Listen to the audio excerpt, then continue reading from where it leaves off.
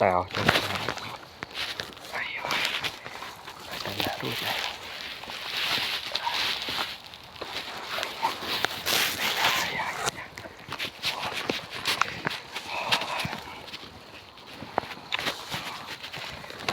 bông chỗ lấy khám bẫy đòn wow ôi rồi đinh khám bẫy đòn mà em đặt camera rồi mà ôi rồi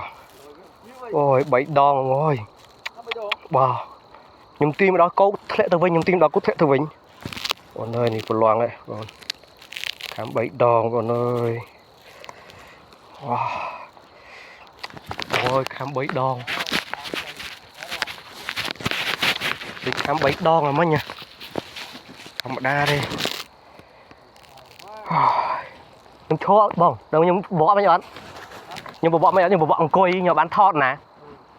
rồi về việc khám nhưng chó vì là bố từ vĩnh nhưng coi buồn vì á ta khơi bị áo là wow